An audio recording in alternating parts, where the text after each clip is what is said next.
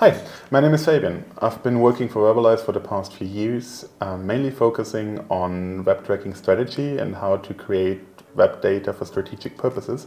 And today I'm here to give you an insight in my line of work. Let's first talk about business goals.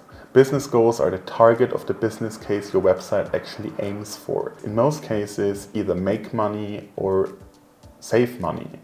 One of those has to happen. And web tracking data is a tool how to measure how much you contribute to either of that business goals. And then we have value drivers, the target user action with a direct effect of the achievement of this business goal. So the measurement of the completion of the user funnels tailored to this is what we call a macro conversion. And there are a maximum handful. There are not that many. Okay, let's first define what a funnel is. A funnel is a schematized sequence of steps and milestones that the user should, emphasis on should, take towards a macro conversion. I always say I have no idea how my user actually behaves. I can only estimate.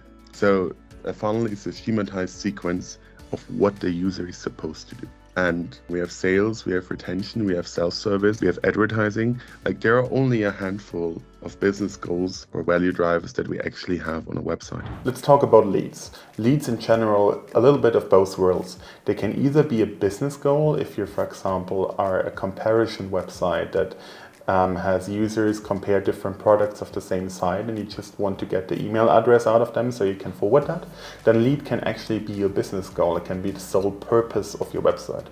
But in different setups, especially if you're thinking omni-channel or multi-channel sales, then leads can be a value driver on the way towards your sales. You don't focus on the lead per se, you focus on getting the lead in order to retarget the user later, in order to maybe have a sales representative contact them later on that have a higher conversion into pure online product. So leads can be both. They can be a business goal and they can be a value driver. One level below that, it's what I call contributions. Contributions are major milestones with a foreseeable if-then effect. So we often hear say, if we have that amount of X, then we will achieve our business goals. It's a help variable. It's not the direct value driver, it's a help variable. You can have subfunnels towards contributions, that's easily possible. And the measurement of the completion of these subfunnels is what we call a partial conversion. Famous examples are add to carts, newsletter, registrations general, or product views. So to use an example for this if-then connection, like in classical e-commerce, we have a saying of like, if we have that amount of product views, if we have that amount of add to carts, we generally will have that amount of sales because we know that the conversion rate will be in a certain corridor, will be in a certain benchmark.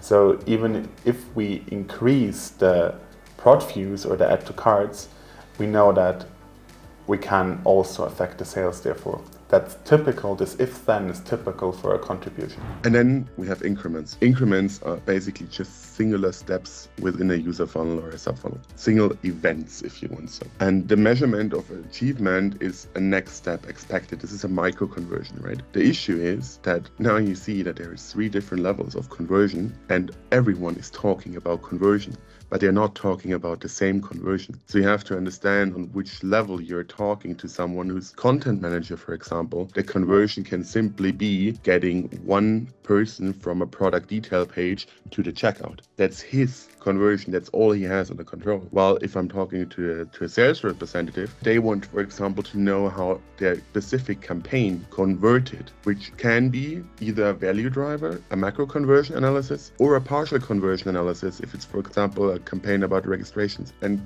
micro conversions, that can be any given number. Like this is undefinable. So these are like things like checkout starts, newsletter opening, click-throughs, something off-page like LinkedIn impressions. So these increments are used to help to understand how a user behaves in a certain part of the website, behaves in a certain part of the checkout. They are used to understand where exit points lie and how to avoid them. Attributing business goals or value drivers towards one of those micro conversion gets really, really foggy and inconsistent. And it's not really good practice. Most of the times we do it, it's more a sheer force of having to attribute something to something, not really the insight we gain from it. So thanks for listening for today. And please, as always, if you have further questions or a request for deeper knowledge, you know where to find webalyse.